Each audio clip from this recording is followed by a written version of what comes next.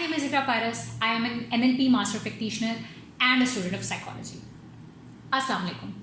आज की वीडियो के अंदर हम आखिरी इनसिक्योर अटैचमेंट स्टाइल के बारे में बात करेंगे, जिसको हम डिसऑर्गेनाइज्ड अटैचमेंट भी कहते हैं और उसके साथ साथ हम उसको फियरफुल अवॉइडेंट अटैचमेंट स्टाइल भी कह सकते हैं। तो हमने पहले भी बात की थी कि इंसान अपने इंटरनल वर्ल्ड के हिसाब से लोगों को रिएक्ट करता है या जवाब देता है। तो अवॉइडेंस में फियरफुल अवॉइडेंट लोग क्या चाहते हैं? बेसिकली फियरफुल अवॉइडेंस को स्टेबिलिटी या कंसिस्टेंसी की ज़रूरत होती है। इस चीज़ को हम इस तरह से समझ सकते हैं कि फियरफुल अवॉइडेंट लोग अक्सर एक लूप का शिकार होते हैं, जिसमें वो किसी के करीब जाना चाहते हैं, लेकिन जैसे ही वो किसी के करीब पहुंचते हैं और उसके साथ कुछ शेयर करते हैं, एकदम से उनके अंदर एक अलार्म सिस्टम चल पड़ता है और वो अपने आप को रिट्रीट कर लेते हैं या पीछे हट जाते हैं। जिस टाइम पे वो पीछे हट जाते हैं, ये लूप यहाँ ब्रेक नहीं होती है।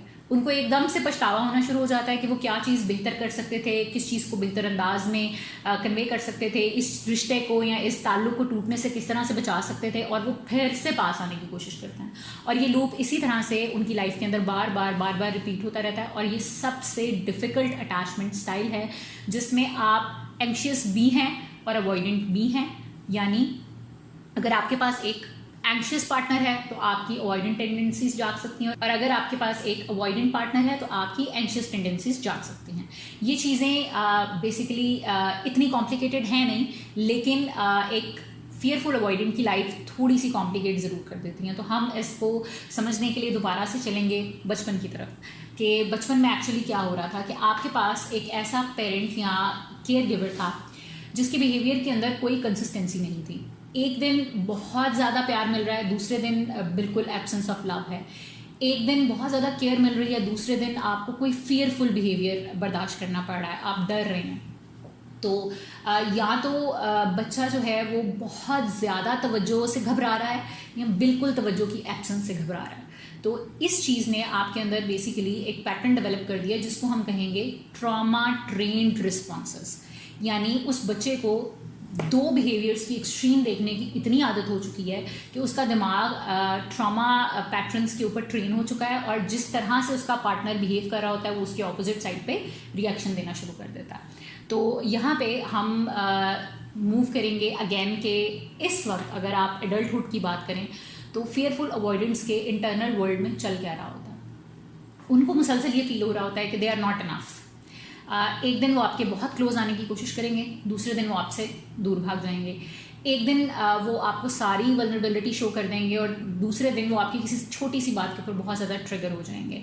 एक दिन वो चाहेंगे कि इस कनेक्शन को हम बिल्कुल सिक्योर करें, ये बहुत ही अच्छा ताल्लुक़ रहे और हम इसमें आगे तक जाएं, और दूसरे दिन उनको नज़र आएगा कि मेरे अंदर ये मसला है और तुम्हारे अंदर ये मसला है और हम इकट्ठे रह ही नहीं सकते।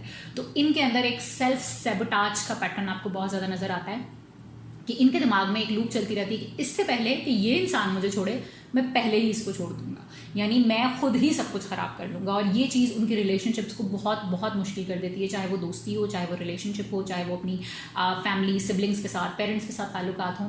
इन सब ताल्लुकात में उनका एक पुश एंड पुल डायनामिक मुसलसल चल रहा होता है।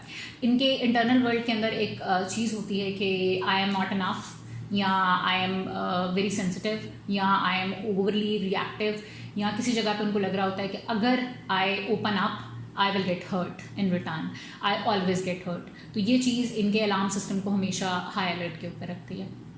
इसके अलावा आप इनके अंदर एक जनरल सी चीज़ देख सकते हैं। आपके अंदर, अगर आप खुद फियरफुल अवॉइडेंट है तो आपके अंदर ये चीज़ हो सकती है कि आप हर चीज़ से ट्रिगर होते हैं। आप किसी इल्ज़ाम से ट्रिगर हो जाएंगे, आप किसी इमोशनल पैटर्न के चेंज होने पे, यानी किसी के दूर होने पे ट्रिगर हो जाएंगे, किसी के बहुत ज़्यादा पास आने पे ट्रिगर हो जाएंगे, किसी की ज़ुबान के या पिच के ऊंचा या नीचा होने से भी ट्रिगर हो जाएंगे। तो छोटी छोटी चीज़ें होती हैं जो फियरफुल अवॉइडेंस को मुसलसल ट्रिगर करती रहती हैं।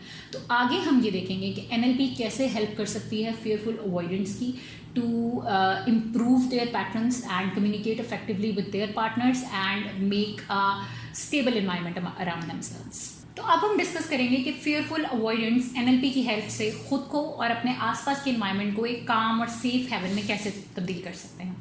तो सबसे पहले फेयरफुल अवॉइडेंस के लिए ये समझना बहुत ज़रूरी है कि वो बहुत छोटी छोटी चीज़ों से बहुत ज़्यादा ट्रिगर हो जाते हैं, और जिस टाइम पे वो ट्रिगर हो जाते हैं उनका रिएक्शन जो है वो अगले बंदे को भी बहुत ज़्यादा डिस्टर्ब कर देता है। तो जिस टाइम पे उनको ऐसा लगे कि वो शटडाउन की तरफ जा रहे हैं या इमोशनल आउटबर्स्ट की तरफ जा रहे हैं, they have to pause and think about it. दूसरा तरीका, जिस टाइम पे उनको ऐसा लगे कि उनके अंदर किसी ट्रिगर की वजह से कोई रिएक्शन डेवलप हो रहा है, तो उन्होंने अपनी इमोशन को कन्वे करने की कोशिश करनी है, और इमोशन को कन्वे करने के लिए वोकैबुलरी को काम और पीसफुल रखना होता है, एंगर से कम्युनिकेट नहीं करना होता। यानी अगर वो किसी को ये बताना चाह रहे हैं कि उनको रिजेक्टेड फील हो रहा है या डिस्टेंस महसूस हो रहा है, तो वो उसको गुस्से से नहीं, कामली और सिक्योरली कम्युनिकेट करेंगे कि मुझे इस टाइम पे आपके साथ अटैच होना है, लेकिन मुझे ऐसा लग रहा है कि हम दोनों के अंदर बहुत ज़्यादा डिस्टेंस डेवलप हो रहा है और हम दोनों एक दूसरे से दूर हो रहे हैं। या वो ये कह सकते हैं कि इस वक्त ये क्लोजनेस मुझे बहुत ज़्यादा ओवरवेलम कर रही है और मुझे थोड़ी सी स्पेस चाहिए। तो ये इफेक्टिव कम्युनिकेशन के वेज हैं जो अवॉइडेंस यूज़ कर सकते हैं। उसके बाद तीसरी चीज़ जो वो कर सकते हैं, दैट इज़ कि खुद के अंदर कामनेस लेके आना, अपने पैटर्न को इंटरप्ट कर देना। जिस टाइम पे उनको लगे कि ये ट्रिगर्डनेस उनके अंदर ज़्यादा हो रही है, वहाँ पे पॉज करें और ख़ुद को बताएं कि ये मेरा पैटर्न अपने आप को दोबारा से रिपीट कर रहा है, और अगर मैं 10 मिनट अपने आप को थोड़ी सी स्पेस दे दूँ, थोड़ा सा इंटरप्ट कर दूँ इस पुश एंड पुल की लूप को, एक कांस्टेंट किस्म की एफर्ट को कि मुझे दूर जाना है या पास आना है, ओवर थिंकिंग को, तो मैं इस चीज़ को बदल सकता हूँ। चौथी चीज़ जो वो कर सकते हैं वो है कि आप एक कंट्रोल्ड इंटीमेसी इन्वायरमेंट क्रिएट करें, यानी अपने पार्टनर के साथ कंसिस्टेंट चेक-इन्स रखें। अगर बहुत ज़्यादा ओवरवेलम फील हो रहा है तो उसको भी कन्वे करें, पार्टनर से दूर ना भागें, और अगर बहुत ज़्यादा डिस्टेंस फील हो रहा है तो उसको भी कन्वे करें, पार्टनर के साथ क्लिंग करने की उस पर कोशिश ना करें।